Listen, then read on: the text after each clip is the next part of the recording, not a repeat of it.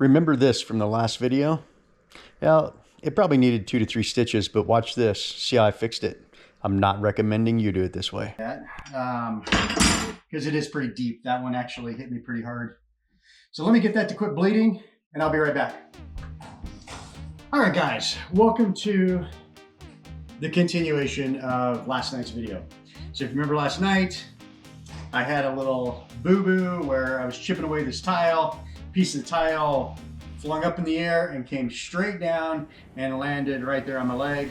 Don't know if you can make that out or not, but probably required a couple of stitches, but that brings me to the next part of this Disclaimer, video. Today's video. If you need stitches, go get stitches. Loctite super glue right there. That's why I didn't need stitches right there.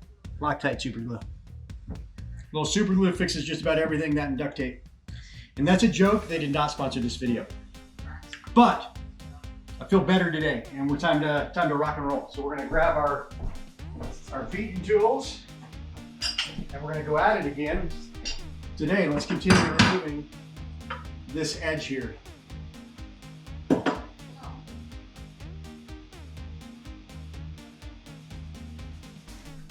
All right, guys. Did a bunch of cleaning around here, got it all cleaned up, looking pretty. Time to make it dirty again.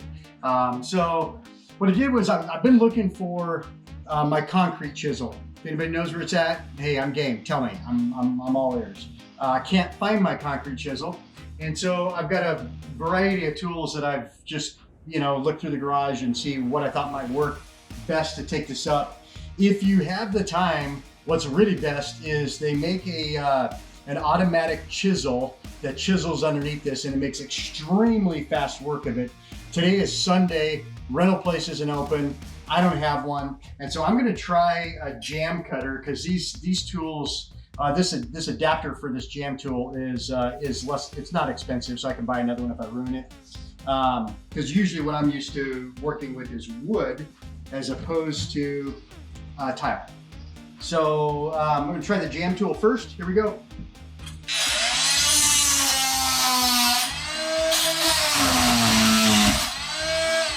That's a big no-go. Yeah, no, don't do that. Don't use a jam tool. Let's try this bad boy. This is flat out steel.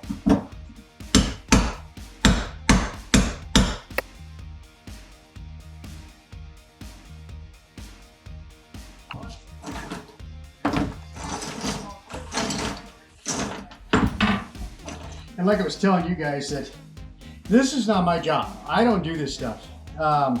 I just know I can do it. Like many of you, you know you can do it. It's just getting in and doing it. What I've noticed in doing this portion of this tear off is if I get underneath the mortar for the tile, if I get underneath that, they come up, it seems like, in bigger pieces.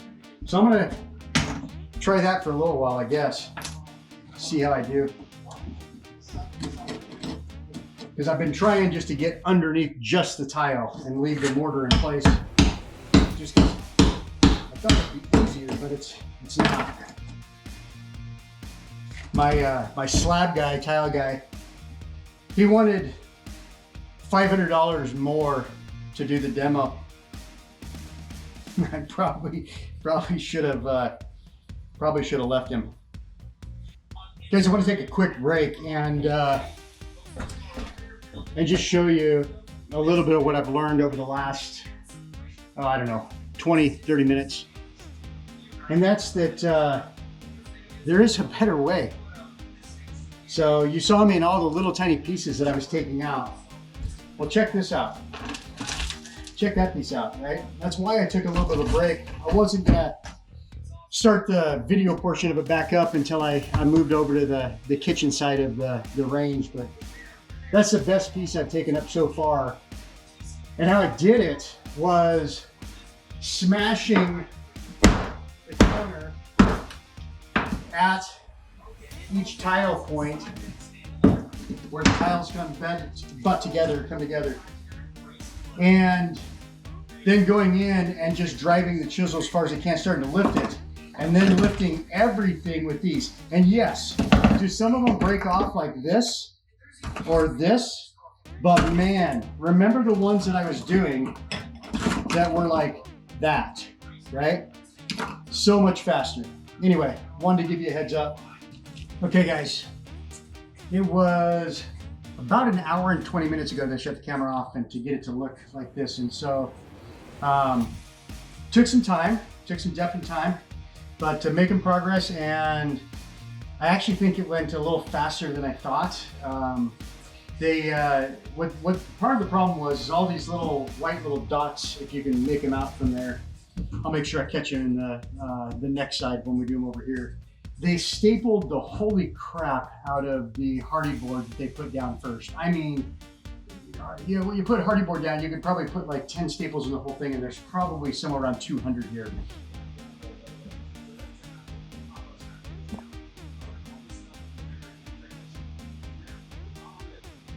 Super, super hard to get off. But it's just, it makes somebody feel like they're doing something when they install hardy board, when they staple the crap out of it. All right guys, I'm back and it's time to work on the other side now. We're gonna use that same technique. It did work pretty good. It probably saved me an hour plus in trying to get underneath the tile, picking up the mortar. And this time I'm actually gonna try to pick up a lot of the actually hardy board as well. I don't know if that's gonna work or not because it is stapled. Like I said earlier, I can't even tell you how much is stapled. But we're gonna give it a shot, see if it works.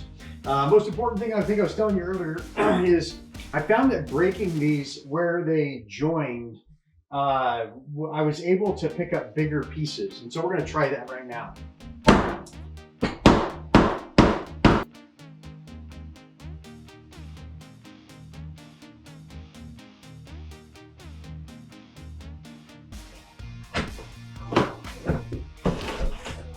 Yeah, look at that, right?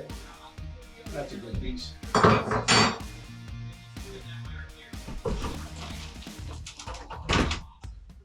Like that a lot.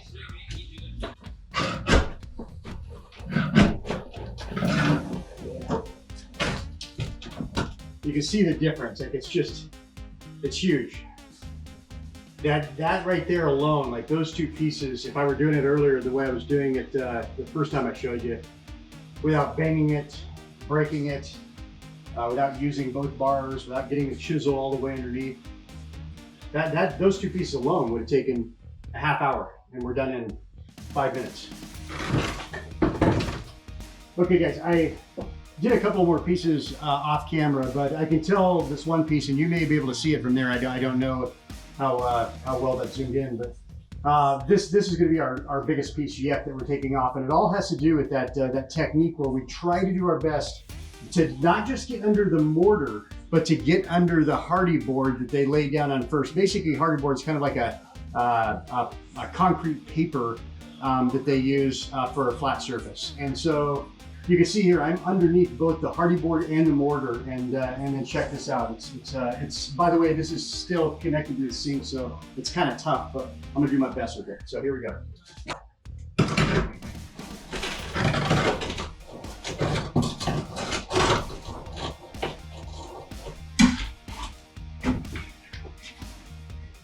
Check it out, guys.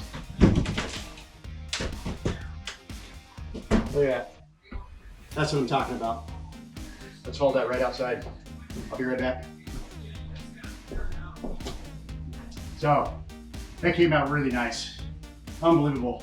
This was done in 15 minutes. Much different. Let's work the rest of it.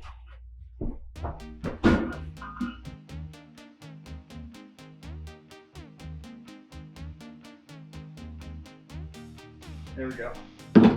Our biggest piece yet, guys. Check that out.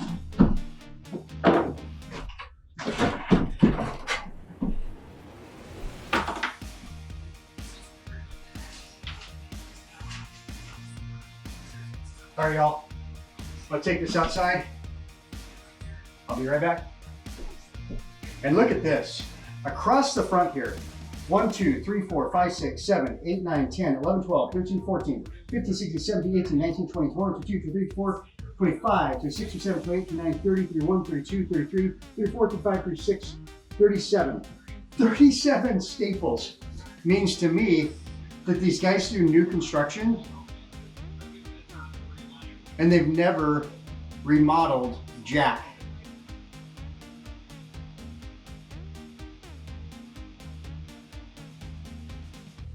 You may ask yourself, like, why am I taking the hardy board up if I've got to take the plywood up anyway?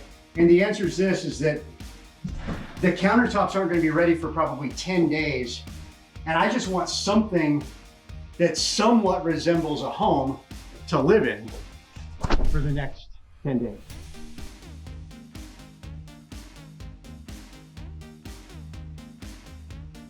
Please like and subscribe for more DIY.